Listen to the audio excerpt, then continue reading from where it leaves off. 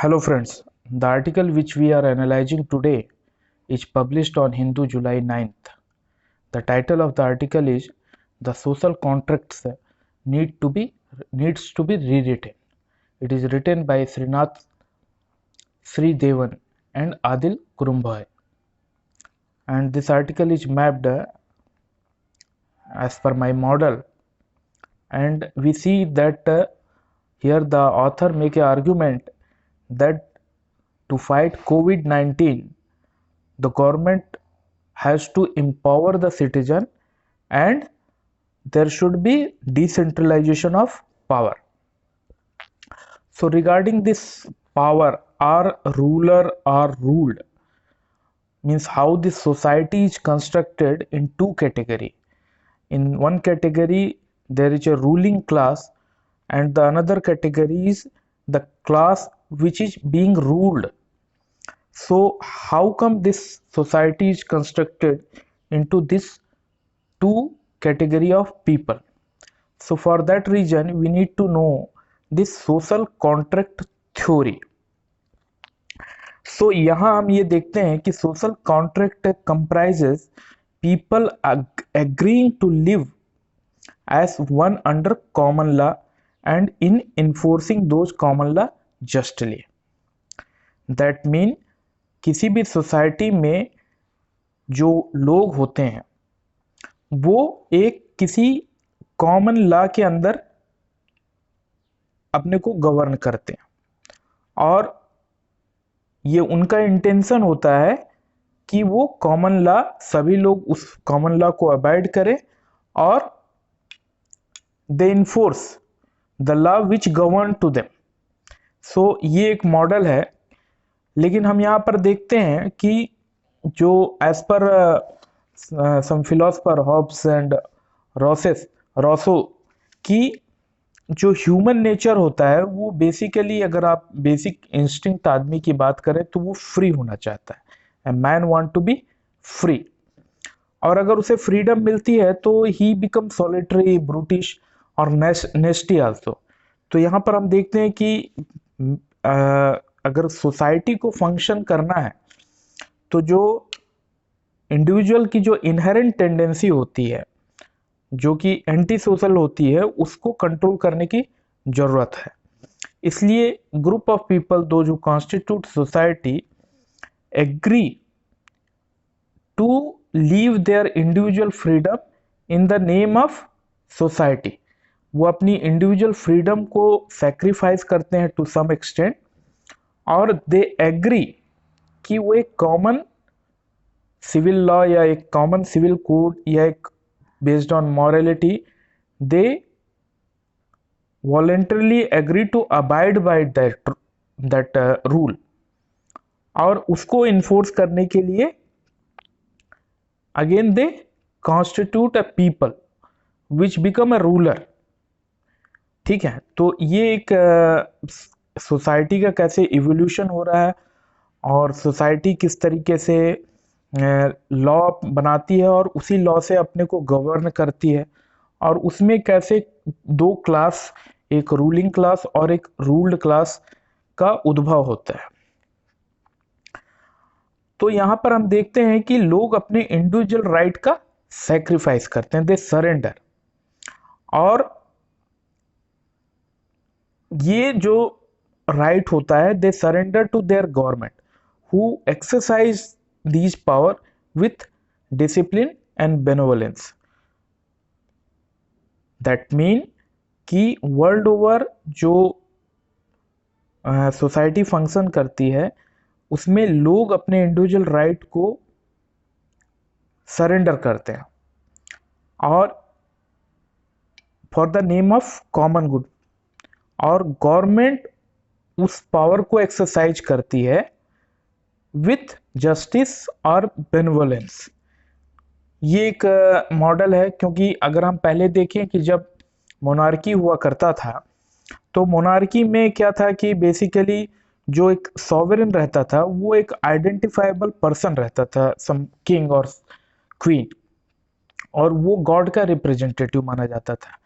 लेकिन जैसे डेमोक्रेटाइजेशन हुआ और तो ये जो गॉड का एक रिप्रेजेंटेटिव के तौर पे गवर्नमेंट को कंसीडर करना या सॉवरेन को कंसीडर करना लोगों ने एक्सेप्ट नहीं किया, और इंडिविजुअल लोगों की फ्रीडम भी बढ़ोतरी हुई। लोगों के फंडामेंटल राइट या इंडिविजुअल फ्रीडम को भी लेके लोगों में अवेयरनेस हुआ। तो जो एक ओबीडियंस था, एक जो सोवरेन या किंग के प्रति, वो हम देखते हैं कि उसमें कमी आ रही है। अब यहां पर गवर्नमेंट क्या करती है कि वो basically they are drawing power from the people, okay, और ये पावर को वो एक्सरसाइज करते हैं in the garb of public good. So every action government is taking in the name of public good, and people are sacrificing their individual right and freedom to enable government to take that amount of power जो कि basically लोगों में spread है। तो यहां पर हम देखते हैं कि पावर दो क्लास हैं, और ये जो रूल्ड क्लास है ये अपनी फ्रीडम, अपना राइट सरेंडर करते हैं, और रूलिंग क्लास को वो पावर देते हैं, और रूलिंग क्लास उसको एक्सरसाइज करती है इन the name of public good. तो ये ऑन पेपर और पब्लिक फोरम में चीजें इस तरीके से बताई जाती हैं।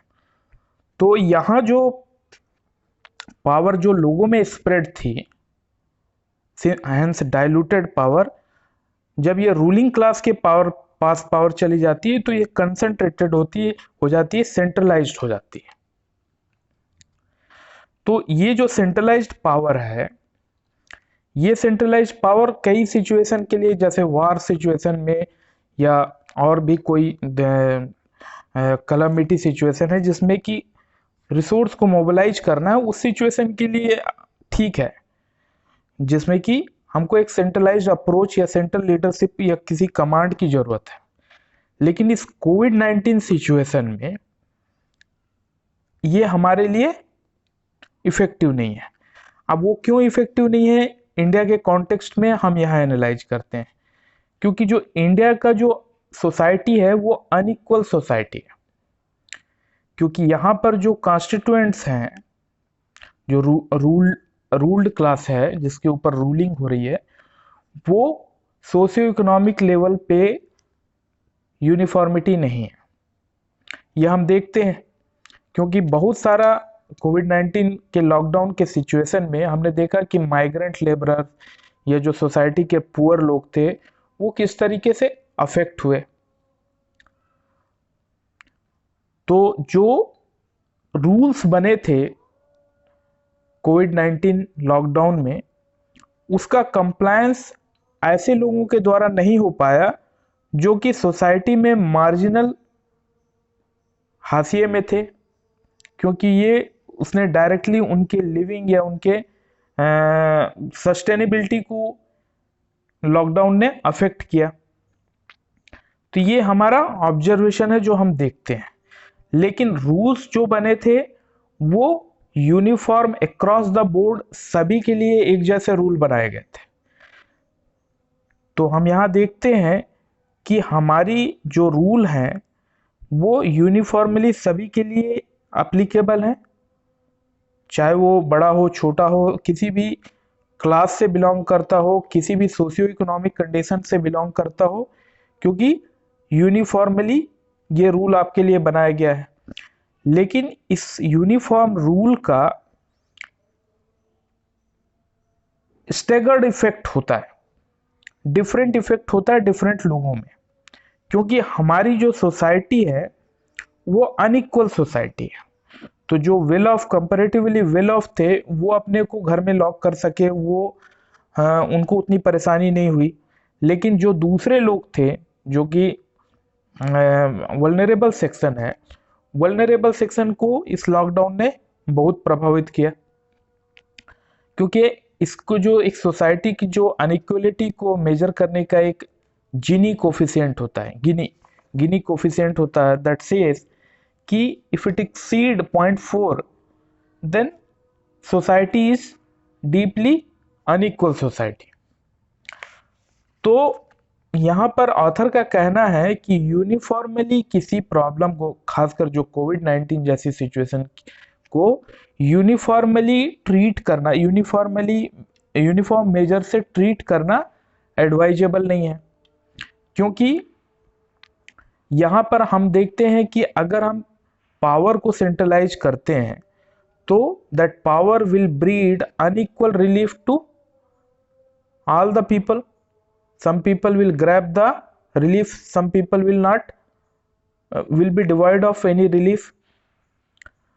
और इस तरीके से हम कोविड-19 सिचुएशन को फाइट नहीं कर सकते हैं।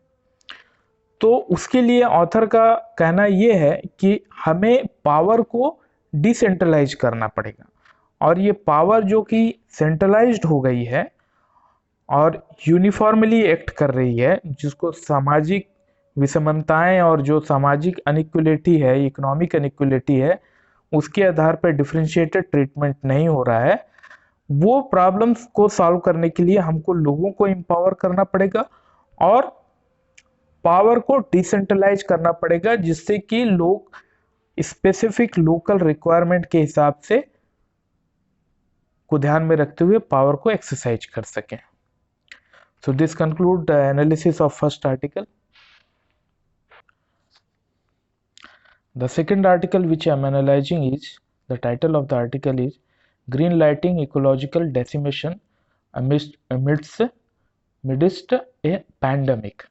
It is written by Chitrangada Chaudhary and Aniket Aga.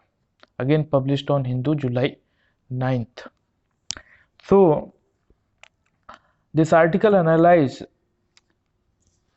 what lesson we can draw from COVID-19 related to environment। So जो अभी हम देखते हैं कि जो हमारी कोविड-19 पेंडेमिक की वजह से जो वल्नरेबिलिटी जो कंट्री की या सोसाइटी की जो सामने आई है, उस वल्नरेबिलिटी का कारण केवल वो वायरस ही नहीं है। ऑथर का आर्ग्यूमेंट ये है कि जो हमारी वल्नरेबिलिटी है, उसके रूट में हमारा डेवलपमेंट मॉडल है। वो डेवलपमेंट मॉडल जो इकोनॉमिक ग्रोथ के लिए एनवायरनमेंट का डिस्ट्रक्शन कर रहा है।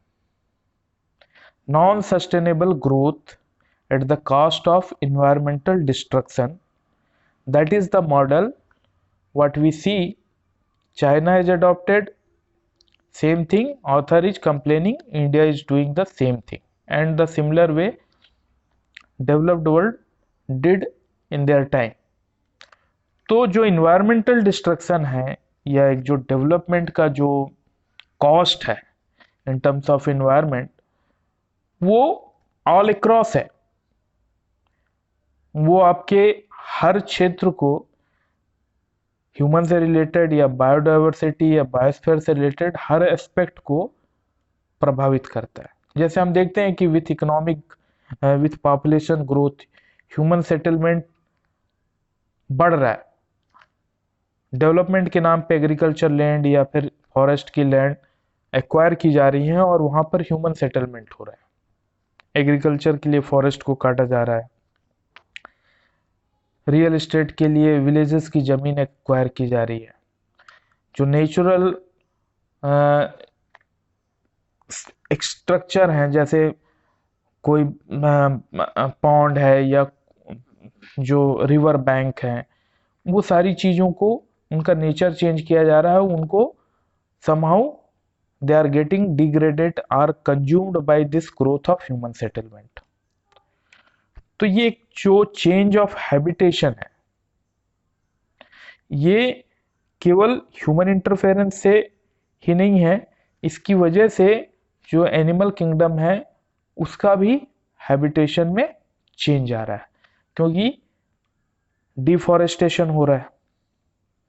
और जो माइनिंग एक्टिविटी है ये सबसे ज़्यादा इसमें डैमेज होता है, चाहे वो ओपन कास्ट माइनिंग हो या फिर अंडरग्राउंड माइनिंग हो, क्योंकि इससे जो पूरा ज्योग्राफिकल फीचर और पूरा लॉन्ग टर्म पे इन्वायरमेंटल डैमेज होता है। और हम देखते हैं कि किस तरीके से जो रिच बायोडाइवर्सिटी है वो धीरे धीरे खत्म होती जा रही है। और जो फूड हैबिट है वो भी एक तरीके से स्टैंडर्डाइज फूड हैबिट हो गई है, इसमें हम बहुत ज़्यादा वैरायटी नहीं देखते। तो हमारी dependency to certain kind of grain और सर्टेन काइंड ऑफ फूड पे इतनी ज़्यादा है कि इसमें अगर वो चीज़ अगर हमारे पास अवेलेबल नहीं है तो we do not have any other alternative. और जो फार्मिंग सिस्टम है, जो एनर्जी इंटेंसिटिव फार्मिंग सिस्टम या water intensitive farming system also is a creating part for destruction of environment.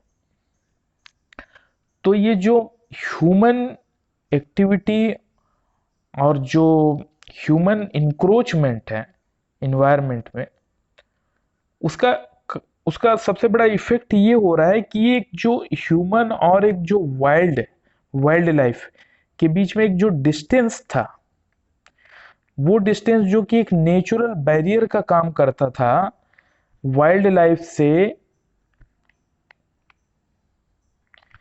कोई भी पैथोजन के ट्रांसमिशन के लिए, क्योंकि वाइल्ड एनिमल या वाइल्ड प्लांट में बहुत सारे ऐसे पैथोजन रहते हैं जो कि यहाँ उस वाइल्ड एनवायरनमेंट और वाइल्ड स्पीसीज के लिए अडॉप्ट हो गए।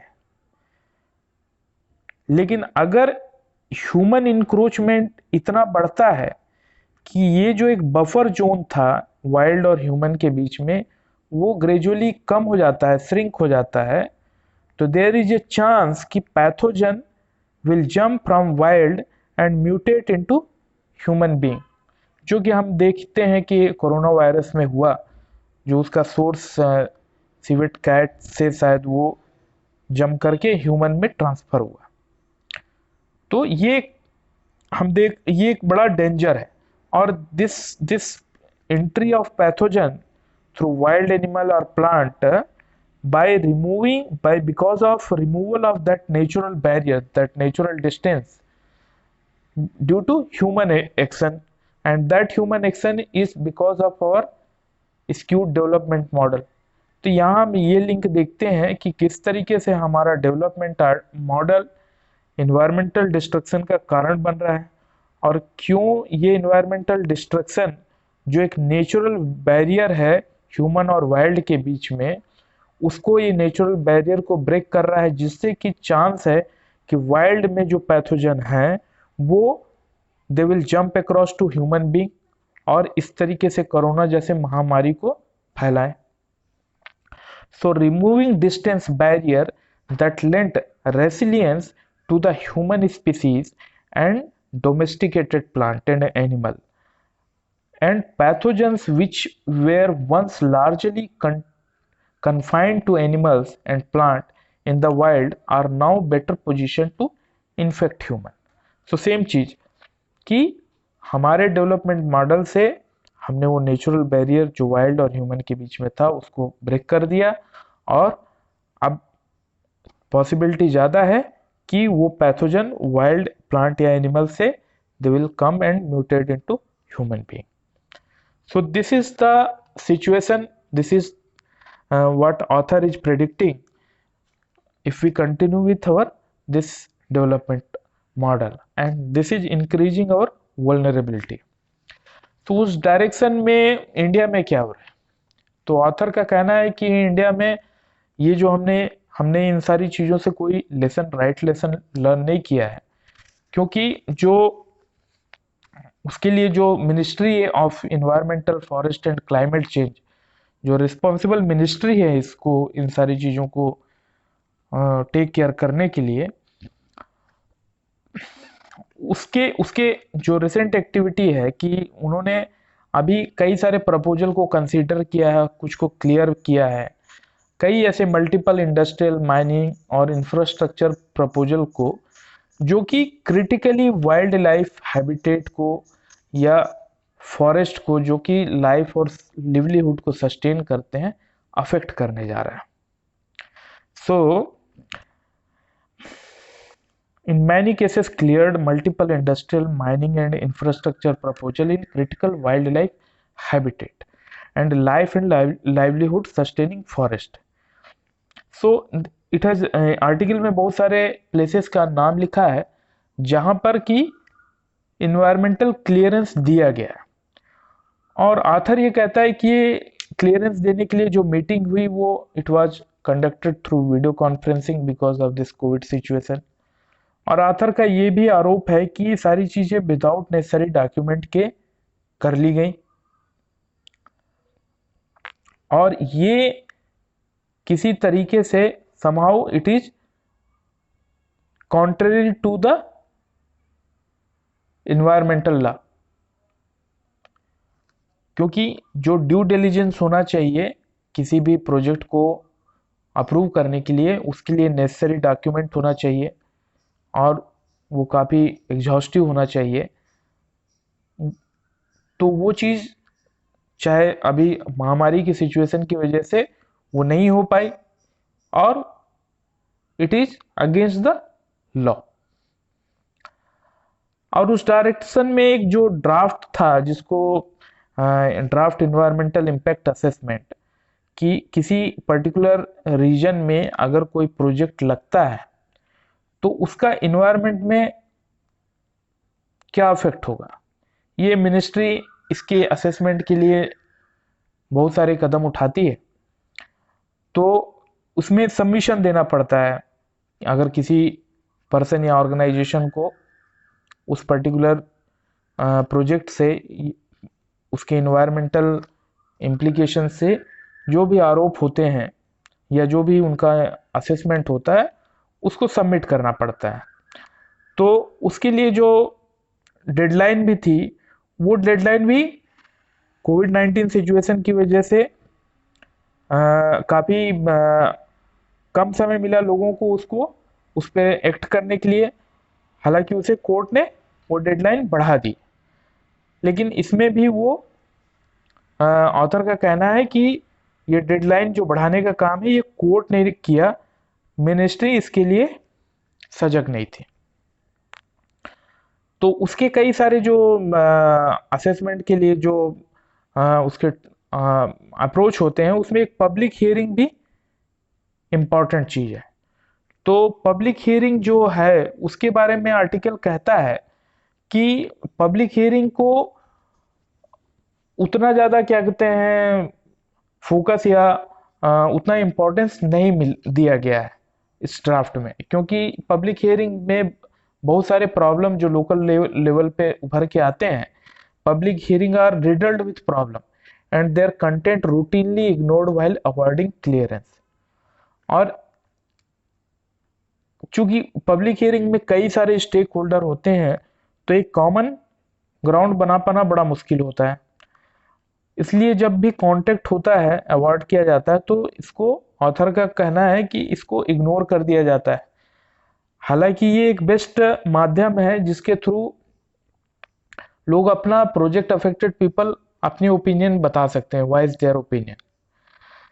तो ये चीज नोटिफिकेशन में इसको स्ट्रेंथन ना करके इसको प्रपोजल दिया गया है कि इसको पब्लिक हियरिंग की प्रोसेस को एग्जम्प्ट किया जाए कई सारे प्रोजेक्ट के लिए, इन द नेम ऑफ स्ट्रेटेजिक और सम अदर रीजन।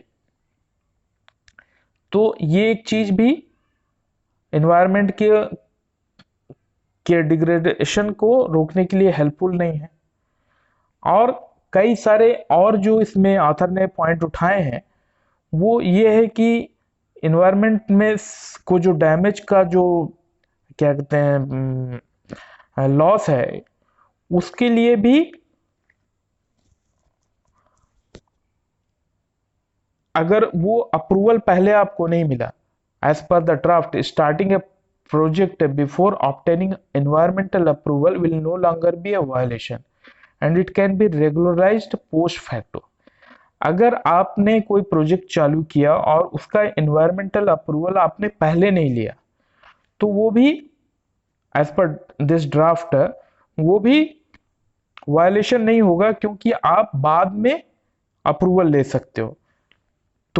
तो मतलब ये है कि without assessing the environmental cost of any project before hand, you can start the project and take this thing and this approval later on.